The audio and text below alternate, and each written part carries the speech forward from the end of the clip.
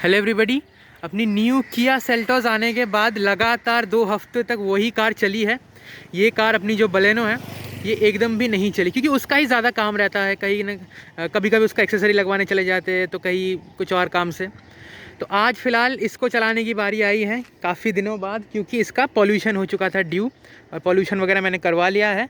तो जाते जाते मैंने सोचा कि एक वीडियो ही बना देते हैं कि दोनों कार्स में मेरे को क्या सब डिफरेंसेस लगता है। अब देखो, दोनों का कंपैरिजन तो वैसे कोई बनता नहीं है। एक अपनी हैचबैक हो गई, एक अपनी मिड साइज़ एसयूवी हो गई। प्राइस का भी फ़र्क है, इंजन भी सेम नहीं है। इसमें आता है अपना पेट्रोल इंजन और किया में अपना डीजल इंजन आता है। लेकिन सिंस दोनों अपनी ही कार है, ऐसे ही जस्ट फ़न के लिए मैं अपना कुछ एक्सपीरियंस शेयर करने वाला हूँ कि दोनों में एज अ ड्राइवर को कौन सी चीज़ों का फ़र्क महसूस होने वाला है। तो देखो, एकदम स्टेप बाय स्टेप हम जाने वाले हैं, बिल्कुल जो एक ड्राइवर एक्सपीरियंस करता है कोई भी कार चलाने से पहले। सबसे पहले इस कार की जो सिटिंग है वो किया से नीचे है। मतलब देखो, उससे भी पहले कार में बैठने के लिए आप जब दरवाज़ा खोलते हो, जब इसका दरवाज़ा आप खोलते हो, ये काफ़ी बहुत ये हल्का दरवाज़ा, ये देखो इतना मैं एक उंगली से मैंने खोल दिया और ये हो गई बंद। देख रहे हो, इसमें वेट बिल्कुल भी नहीं है, बिल्कुल जान लगाने की ज़रूरत नहीं है, ऐसे ये बंद हो जाती है।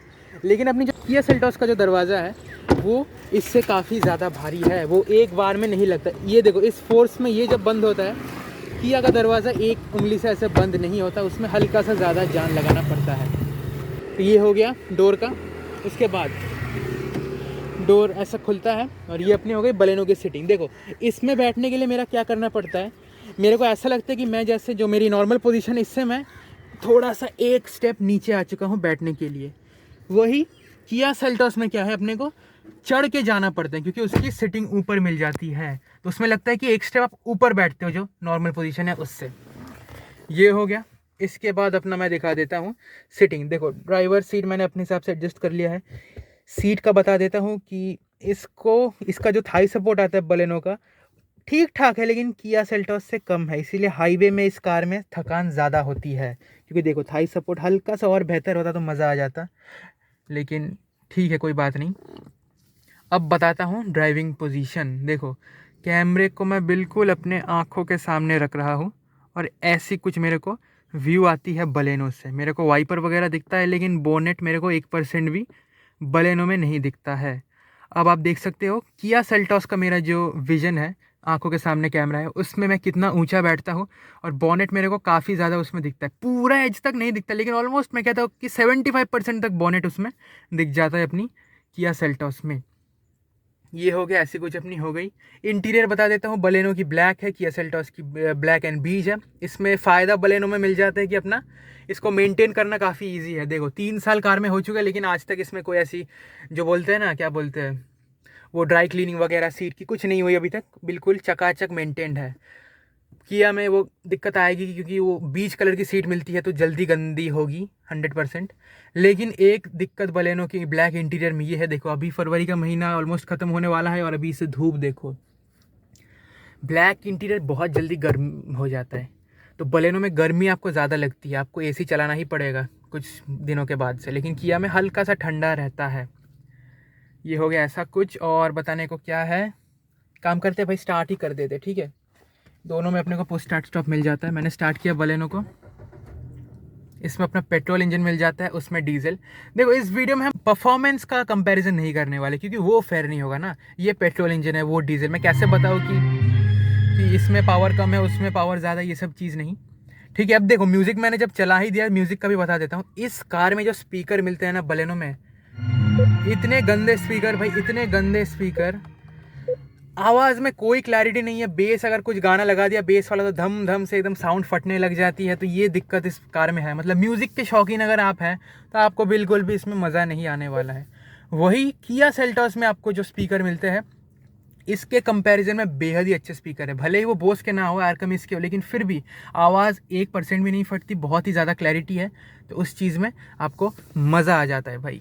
सीट बेल्ट को पहले लगा लेते हैं, अपनी सेफ्टी ज़रूरी है। लगा लिया। अब थोड़ा सा शीशा डाउन करते हैं। हाँ, रुको 1 सेकंड, शीशा डाउन से पहले मैं रिफाइनमेंट बता देता हूँ इंजन का। इंजन जब स्टार्ट ही है, बलेनो का इंजन पेट्रोल है, बहुत ही ज़्यादा रिफाइंड इंजन है, नो डाउट।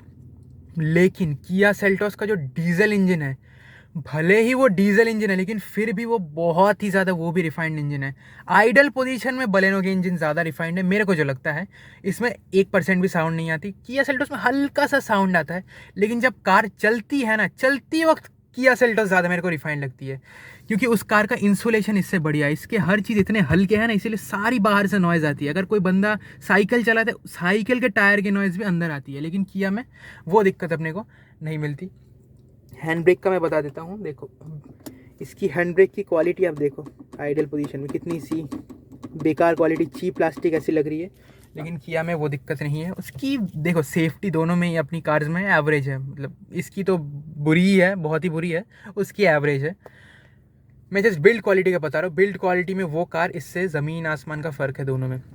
इसमें हर चीज़ ऐसी हल्की लगती है, मतलब नकली सी लगती है हर चीज़। देखो सब कुछ दब रही है, जो भी आप दबाओगे दबती है, लेकिन उसमें फ़िलहाल वो शिकायत नहीं है। बाद में देखेंगे क्या होती है, ठीक है। अब मैं बता देता हूँ स्टार्ट करने से पहले ये गियर डाला, गियर का मैं बताऊँगा।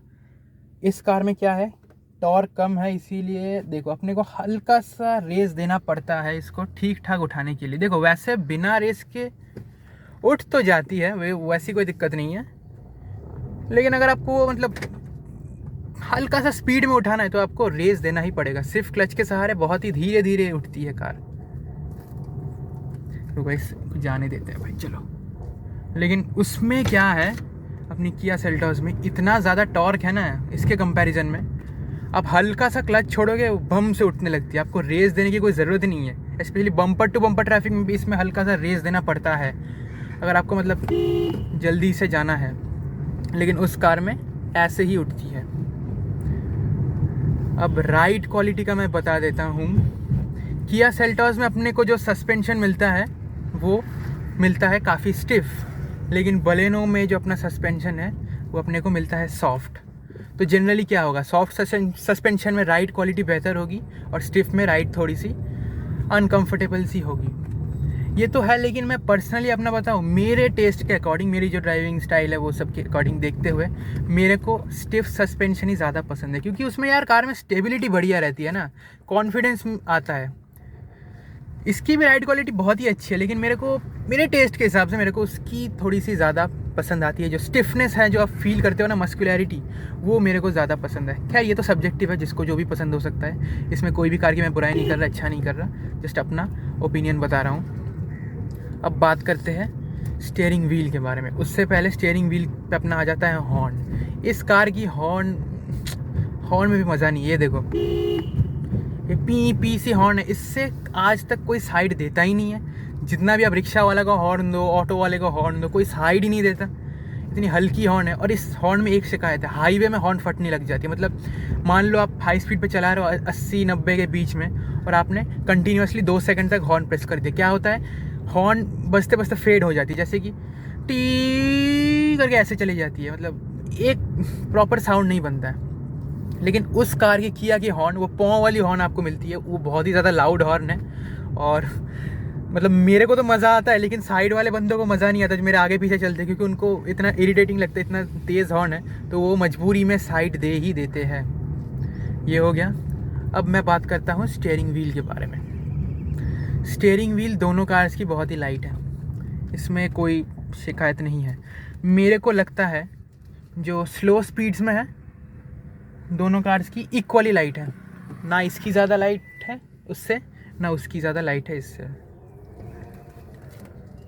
दोनों कार्स की इक्वल लाइट है। देखो ऐसी स्पीड में, ठीक है, ऑलमोस्ट मैं कहता हूँ 40 की स्पीड तक दोनों की लाइटनेस, स्मूथनेस सेम है। लेकिन उसके बाद हाई स्पीड में इस कार की जो स्टीयरिंग व्हील है उतनी प्रॉपर तरीके से हैवी नहीं हो जाती है जो किया की होती है। उसमें क्या है, इसमें अपना थोड़ा सा कॉन्फिडेंस लूज़ होता है हाई स्पीड में स्टीयरिंग की वजह से। मतलब ये थोड़ा सा नकलीपना लगता है जो इसमें वेट आता है ना, मतलब कभी कभी कंसिस्टेंट वेट है, कभी कभी कुछ पॉइंट्स में कंसिस्टेंट नहीं है, ऐसा चीज़ अपने को मिलता है। लेकिन उसमें आपको प्रॉपर एक वेट ठीक ठाक मिल जाता है। और स्टीयरिंग रिस्पॉन्स भी उस कार की इससे थोड़ी सी बेहतर है, क्योंकि इसमें देखो बीच में कोई रिस्पॉन्स इसमें नहीं है, लेकिन उसमें आप हल्का सा भी मोड़ो तो कार अपना रिस्पॉन्स दिखाती है according to your steering position. ये हो गया।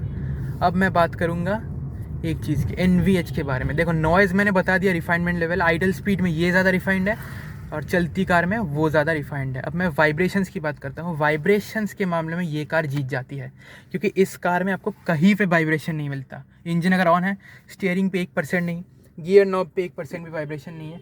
वहीं किया सेल्टॉस में क्या है, अपना स्टीयरिंग वगैरह पे तो कहीं और बॉडी पार्ट्स पे वाइब्रेशन नहीं है। गियर नॉब पे हल्का सा वाइब्रेशन है, वो भी आप ऐसे हिलती नहीं है। अगर आप इसको पकड़ोगे तो आपको लगेगा कि अंदर एक ऐसा कुछ साउंड हल्का सा आ रहा है।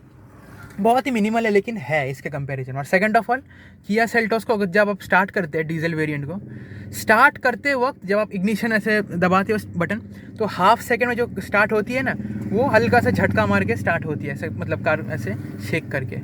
तो ये अपना फ़र्क अपने को मिलता है। अब मैं देखो गियर का बता देता हूँ। गियर भाई, बलेनो कार की गियर इतनी स्मूथ है भाई, इतनी ज़्यादा स्मूथ है, इसके कहने ही क्या। मतलब अब बिल्कुल सिल्की स्मूथ, एक उंगली से आप गियर चेंज कर सकते हो। देखो जस्ट इसकी गियर ऐसा लगा दिया, पट से लगा सकते हो।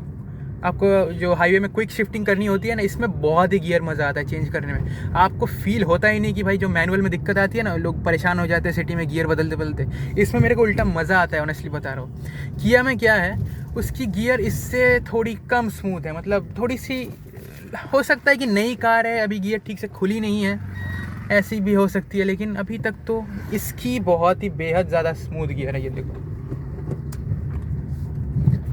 ये अपना हो गया है। और बाकी बता देता हूँ अब पेडल्स का। ये जो अपना ब्रेक पेडल है, ब्रेकिंग की बात करता हूँ, ठीक है, सबसे पहले, उसके बाद brake pedal. Braking Baleno car की बहुत ही थर्ड क्लास है।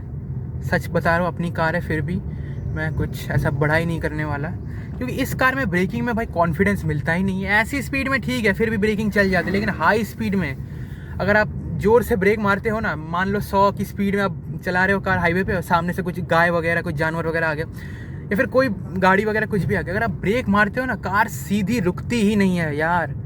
मतलब इमरजेंसी ब्रेक आप करते हो, आपको लगता है कि ऐसे ऐसे जिगजैग कर रही है, आपको कॉन्फिडेंस बिल्कुल नहीं रहता इस कार में हाई स्पीड में ब्रेक दबाने के।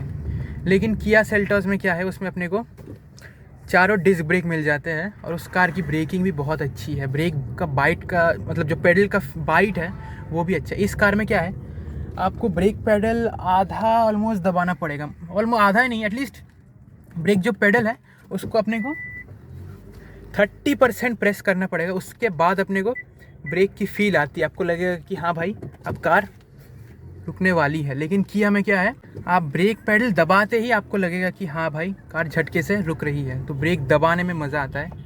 लेकिन एक चीज़ जो ब्रेकिंग के बारे में इस कार की मेरे को अच्छी लगती है, वो है इसका जो ब्रेक पेडल है ना, ये जो पेडल है ये काफ़ी ज़्यादा सॉफ्ट और स्मूथ है। मतलब इसको दबाने में बहुत ही आपको एफर्टलेसली लगाना पड़ता है ब्रेक, आप बहुत ही अच्छी तरह से ये पेडल दब जाती है। लेकिन किया सेल्टॉस में क्या है, उसकी ब्रेक पेडल मेरे को काफ़ी ज़्यादा हार्ड लगती है। मतलब ब्रेक दबाने के लिए भी आपको लगता है कि वहाँ से प्रेशर आ रहा है। तो पता नहीं ये क्या सिस्टम है, सर्विस में भी मैं एक बार दिखाऊंगा, शायद ऐसा ही कैरेक्टरिस्टिक है उसके ब्रेक पेडल का, पता नहीं, लेकिन जो है वो मैंने बता दिया है।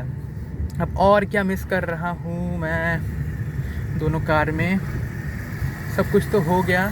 हाँ, अब बात करते हैं भाई क्लच के बारे में, ठीक है।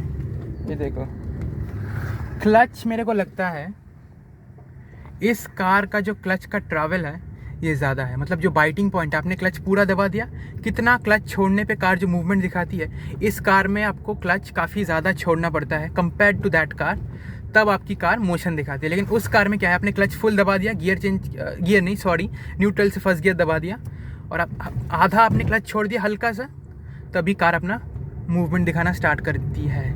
तो क्लच उसका बेटर है उस चीज़ में। लेकिन अगेन उस कार की क्लच जो है इससे ज़्यादा आपको हैवी मिलती है, इसकी क्लच काफ़ी ज़्यादा लाइट मिलती है। तो आपका बम्पर टू बम्पर ट्रैफिक में पैर इस कार में कम दुखने वाला है कंपेयर टू दैट कार।